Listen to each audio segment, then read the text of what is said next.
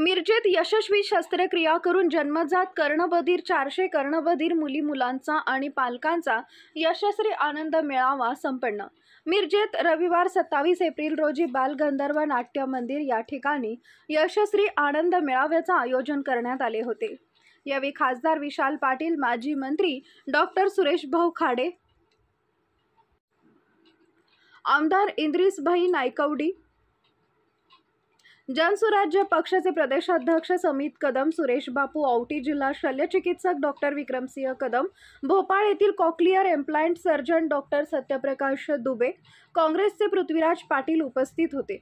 सार्वजनिक आरोग्य व कुटुंब कल्याण मंत्री प्रकाश आंबेडकर हे या कार्यक्रमाला आले नसले तरी त्यांनी व्हिडिओ कॉन्फरन्सद्वारे डॉक्टर सुधीर कदम व त्यांच्या पत्नी डॉक्टर गीता कदम यांच्या कामाचं कौतुक केलं आहे।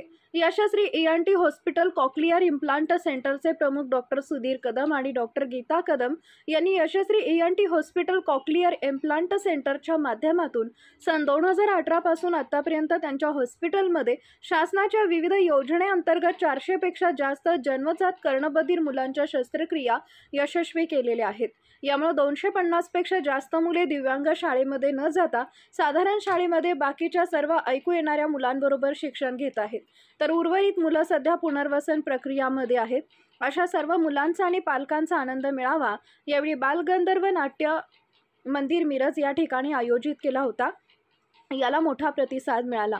उपस्थित असणाऱ्या सर्वच मान्यवरांनी डॉक्टर सुधीर कदम आणि डॉक्टर गीता कदम यांच्या कामाचं कौतुक केले। तसेच शासन स्तरावर या मुलांच्या उपचाराला लागणाऱ्या खर्चासाठी पाठपुरावा करण्याचं आश्वासन दिलं। यावेळी मोठ्या संख्येने कर्णबधीर मुले आणि पालक उपस्थित होते। नमस्कार, मी डॉक्टर सुधीर कदम, यशस्वी कान नाक घसा हॉस्पिटल मिरज। आज इथे आपण 27 तारखेला एक स्नेह मेळावा आयोजित केलेला आहे। तर याचं वैशिष्ट्य असं आहे की ही सर्व मुलं जन्मता कर्णबधीर होती, यांचे आपण कॉक्लियर इम्प्लांट सर्जरी केलेलं आहे। अशा जवळजवळ 400 कॉक्लियर इम्प्लांट शस्त्रक्रिया केल्यानंतर आज ही मुलं स्वतः बोलू शकतात, त्यांच्या समवयस्क मुलांच्यामध्ये मिसळून सर्व कार्यक्रमामध्ये भाग घेऊ शकतात। तर आज जवळजवळ महाराष्ट्रामधून 15 जिल्ह्यातील मुलं, तसेच कर्नाटकातील सुद्धा काही उत्तर कर्नाटकातील मुलं त्यांच्या पालकासहित इथं उपस्थित झालेले आहेत। या कार्यक्रमाला अध्यक्ष म्हणून माननीय नामदार आपले मंत्री आंबेडकर साहेब लाभलेले आहेत। त्याचबरोबर आपले सांगली जिल्ह्याचे खासदार विशाल पाटील, इद्रिस नायकवडी विधान परिषद सदस्य, तसेच सुरेशभाऊ खाडे, सुहास बाबर, समित दादा कदम, ही सर्व मान्यवर मंडळी, तसेच माझे मेंटर भोपाळहून डॉक्टर दुबे सर आलेले आहेत। आपल्या जिल्ह्याचे शल्यचिकित्सक डॉक्टर विक्रमसिंह कदम हेही उपस्थित झालेले आहेत। तर या कार्यक्रमाचं आयोजन करायचा माझा हा हेतू होता की कर्णबधिरता या विषयामध्ये बऱ्याच वेळेस समाजामध्ये जागरूकता नाही, कारण बऱ्याच वेळेस पॅरेंट्सना किंवा पालकांना किंवा इव्हन कधी ह्याच्याबद्दल ह्याच्याबद्दल ज्ञान कमी असतं की नेमकं मुलाचं ऐकायचं तपासणी कधी करायची। तर मी असं सगळ्यांना सांगू इच्छितो ह्यासाठी की 1-3-6 हा फॉर्म्युला सगळ्यांनी लक्षात ठेवावा। म्हणजे 1 महिन्याच्या आसपास मुलाचं हिअरिंग टेस्टिंग करावं, 3 महिन्याला त्याचं निदान करावं आणि 6 महिन्याला त्याला हिअरिंग एड म्हणजे श्रवणयंत्र किंवा जर गरज पडली तर कॉक्लियर इम्प्लांटची शस्त्रक्रिया करणे। जर ही सर्व ट्रीटमेंट 2 वर्षाच्या आत झाली तर ही मुलं पूर्णपणे बोलू शकतात, समाजाच्या म्हणजे मूळ प्रवाहामध्ये सामील होऊ शकतात। बाकीच्या मुलांच्या दृष्टीने ही मुलं कधीही कमी पडणार नाहीत। दुसरं अजून एक होतं की हे सर्जरी केल्यानंतर या मुलांच्यामध्ये काय सुधारणा होते हे सगळ्या समाजानं बघणं गरजेचं आहे, हे सगळ्यांना समजणं गरजेचं आहे। बऱ्याच वेळा आपण दुर्लक्ष करतो की याला ऐकायला येत नाही म्हणजे त्या मुलाला दुर्लक्ष केलं जातं, पण तसं नाही। आज इथं येणाऱ्या तुम्ही कुठल्याही मुलाला जर विचारलं तर तो स्वतःचं नाव सांगतो, मम्मी पप्पा बोलतो आणि नॉर्मल स्कूलमध्ये जातो। जवळजवळ 250 मुलं हे नॉर्मल स्कूलमध्ये जात आहेत आणि बाकीचे मुलं हे ऑपरेशननंतरच्या पुनर्वसन क्रियेमध्ये आहेत, तेही हळूहळू नॉर्मल स्कूलमध्ये जातील। मला अजून एक इथं थोडं सांगावंसं वाटतं की महाराष्ट्रामध्ये थोडंसं हा प्रोग्राम जेवढ्या पद्धतीने राबवायला पाहिजे तेवढ्या पद्धतीने होत नाही।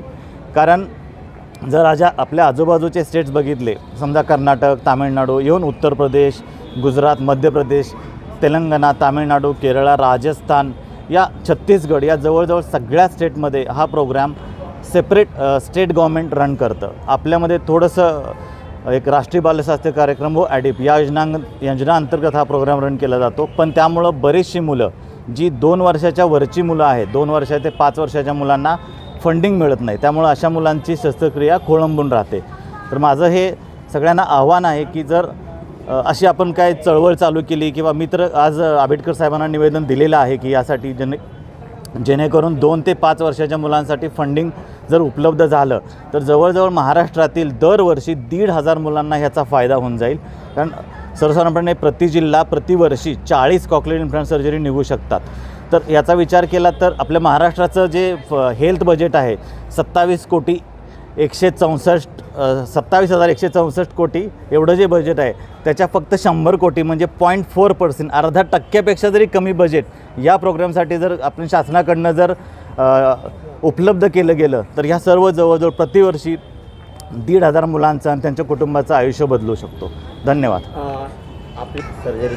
आपल्या राज्यामध्ये 2 वर्षापर्यंत मुलांना फंडिंग अवेलेबल आहे. 2 ते 5 वर्षाच्या मुलांना पूर्णपणे फंडिंग अवेलेबल नाही. मग त्यांना थोडंसं चीफ मिनिस्टर रिलीफ फंडकडून पार्ट फंडिंग मिळतं पण पूर्ण फंडिंग नसल्यामुळं आणि सर्जरीचा खर्च हा जवळजवळ 6.5 ते 7 लाख एवढा जात असल्यामुळं बरेचसे पॅरेंट्स एवढा खर्च घालायला तयार होत नाहीत आणि त्यामुळे ह्या सर्जरी खोळंबून राहतात. तुमची मागणी काय आहे? 2 ते 5 वर्षांच्या मुलांसाठी सर्व जेणेकरून शासनाने याचा पूर्णपणे विचार करून 2 ते 5 वर्षांच्या मुलांसाठी शासनाकडून फंडिंग निर्माण करून दिलं तर फार चांगलं होईल. आपल्याकडे आणि राज्यात फंडिंग नसल्यामुळे किती असे रुग्ण वंचित आहेत ऑपरेशन? माझ्याकडं आत्ता 50 ते 55 मुलं पेंडिंग आहेत आणि महाराष्ट्रात जर विचार केला तर मी थोडासा डाटा जो काही स्टडी केला होता तर दरवर्षी 1,500 मुलं तरी नक्की याच्यामध्ये वंचित राहू शकतील.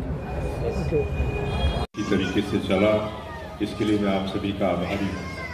लेकिन साथ ही में सुधीर कदम ने ये भी बोला कि 12 राज्यों के अंदर मुख्यमंत्री बाल श्रवण योजना चलती है और महाराष्ट्र राज्य जिसके अंदर इतना बड़ा बजट आता है उसका जरा सा हिस्सा अगर कॉक्लियर इम्प्लांट प्रोग्राम को मिले तो कितने सारे बच्चे मूक बधिरता के संसार से निकलकर आवाज़ की दुनिया में प्रवेश कर लेंगे. जैसे कि ये 400 बच्चे आज उसमें आए हैं.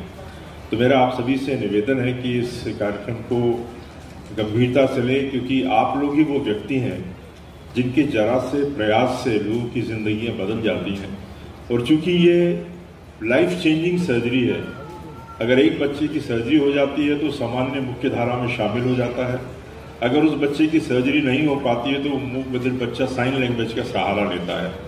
अभी हाल एक बच्ची ने यहाँ पर छत्रपति शिवाजी महाराज को कितने कठिन और क्लिष्ट शब्दों में व्यक्त किया जो कई बार किसी सामान्य व्यक्ति के लिए भी बोलना संभव नहीं है.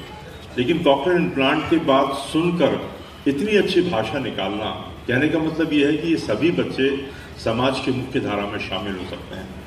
मेरे लिए बहुत ही गर्व का विषय है, मेरे लिए बहुत भावुक क्षण है कि जिस शिष्य को मैंने प्रशिक्षित किया आज वो 400 इम्प्लांट की कहानी करके मुझे यहाँ पर बुलाता है.